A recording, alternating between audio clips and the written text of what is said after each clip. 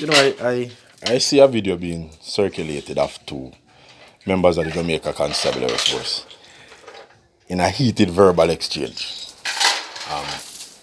One of them saying that he was assaulted by the other. Long and short of it is that one is saying he's a sergeant and the other one is saying he's an inspector. Now, according to the video recorded or allegedly recorded by the sergeant or someone who was traveling in the motor vehicle, which was from all indications being driven by the sergeant stated a number of times that he had committed breaches. And as a result of those breaches, he was pulled over by the person who turned out to be an inspector of police and given certain instructions. During the whole altercation, you could hear the sergeant saying, yeah, the man could have did stop and allow him to pass, which is an admission of guilt on his part to the fact that, yes, he did a drive recklessly or carelessly on the road. Now, put yourself in the position, because this video now is being tried in the court of public opinion, and it is being tried against the background that a lot of persons have a lot of rancor and disgust against members of the Jamaica Constabulary Force. So a lot of persons now are going and bash the inspector and say, listen, the inspector was wrong. You are one police. You see a vehicle drive recklessly, or see a vehicle being driven recklessly along the roadway, overtaking from all indications around a corner. Somehow you manage whilst driving a marked police service vehicle to intercept that vehicle, and you go approach the persons or the person driving that particular vehicle. Persons that jump up and say, yo, the inspector is alleged to have chucked the man and back him gun. That not up on the video. Notwithstanding, how in God's name would the inspector have backed his gun and chucked the man if the man never reached in an arm's length distance of him? And he must say the man push him against him vehicle. Let me tell you this.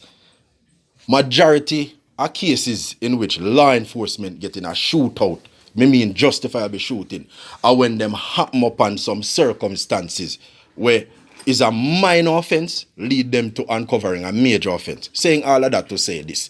If missing man a drive recklessly on the road and in a dangerous manner, which is not only endangering me, I endanger himself and other members of the public where I use the roadway, me must ask, why is this person driving in such a manner? So if you are go do things and you see one big old police service vehicle and you continue to do it, the officer or officers traveling in that service vehicle must have said to themselves, because the police thinking this now, and the police them we attack them nonsense in relation to that video, yeah, need to come out of the civilian frame of mind and go in a police frame of mind, and that's why enough of you can't deal with certain things when you buck up on certain things on the road, because you're going like an office and bank clerk work on the do. So if you see one vehicle being driven in a particular manner, it all come to your mind. Why the man here drive so? The man could have well and pull over the vehicle and see stolen items in there or run up in a hail of bullets. But with concern for members of the public, when this driver you in danger now, him choose for act in his capacity as a police officer. And listen, every police officer, every member of the Jamaica Constabulary Force is a police officer with them right and them authority anywhere on the island of Jamaica and up to 12 miles out to sea. So no matter what kind of clothes him in or which division him attached to, him have all right to intercept that vehicle because the law has been broken. So him intercept the vehicle. Now, you alone and you see a vehicle driving in a certain manner, chances are weapons aboard the vehicle. You don't know. So what? Tactically, you make sure say you assess the situation and you know walk up, go push your head in your vehicle and say, good morning, sir, good morning, ma'am. Because you can't push your head in a gunshot. So people need to start mid-span that and stop just look for the next avenue or the next item of news where you're going to use to bash the police because you straight up have a vendetta against the police. And that is what is being borne out in a public now. So everybody going to have a problem with how it was approached. You understand? So you go to the vehicle or you pop off your weapon and mark you.